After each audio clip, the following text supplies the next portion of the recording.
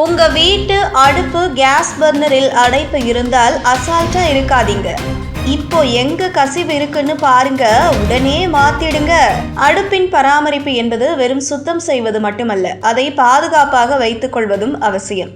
Case அடுப்புகள் மற்றும் சிலிண்டர்கள் எப்படி பாதுகாப்பாக பயன்படுத்த வேண்டும், பர்னர்களை எளிதாக எப்படி சுத்தம் செய்யலாம் என்பதையும் இப்பொழுது பார்ப்போம். நம் வீட்டு சமையலறையில் தினமும் பயன்படுத்தப்படும் மிக முக்கியமான சாதனம் கேஸ் அடுப்பு. இதன் மூலம் நாம் விரைவில் சமைக்க முடிகிறது.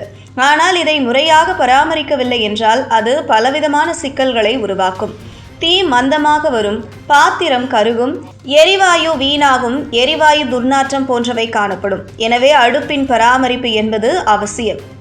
பர்னர்களில் படிந்திருக்கும் எண்ணெய், உணவு பிசுக்கு மற்றும் கரைகளை நீக்குவது சற்று கடினமாக இருந்தாலும் சில எளிய வீட்டு குறிப்புகள் உதவியாக இருக்கலாம்.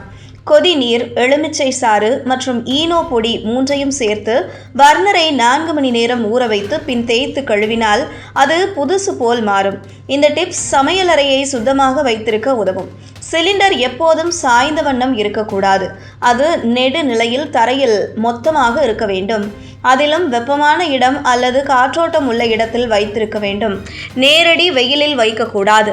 சிலிண்டர் நெருங்கிய இடங்களில் எலக்ட்ரானிக் சாதனங்கள், தீப்பிடிக்கக்கூடிய பொருட்கள் இருக்கக்கூடாது. கேஸ் சிலிண்டருக்கு போய்க்கூடிய ஹோஸ் குழாயும் அதன் ரெகுலேட்டரும் பாதுகாப்புக்கே அடிப்படை. ஹோலில் எந்தவித கழிவு, விரிசல் இருந்தால் உடனடியாக மாற்ற வேண்டும். ஒரு நாளைக்கு ஒரு முறையாவது ஹோலில் வாயு வாசனை வருகிறதா என்று சோதிக்கலாம். ரெகுலேட்டரையும் வருடத்திற்கு ஒரு முறை பரிசோதிக்க வேண்டும்.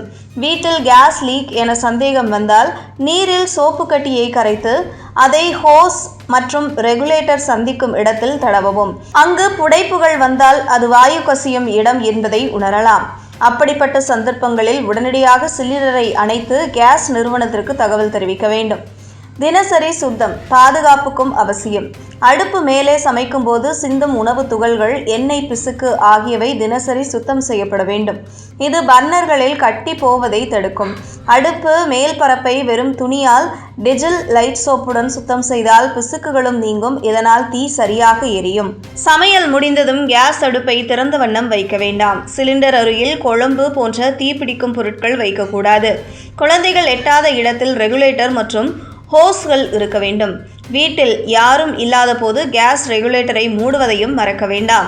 கேஸ் அடுப்பு மற்றும் சிலிண்டர் ஆகியவை பாதுகாப்பாகவும் சுத்தமாகவும் வைத்திருப்பது நம் வீட்டின் பாதுகாப்பும் எரிவாயுவை சிக்கனமாக பயன்படுத்துவதற்கும் உதவும்.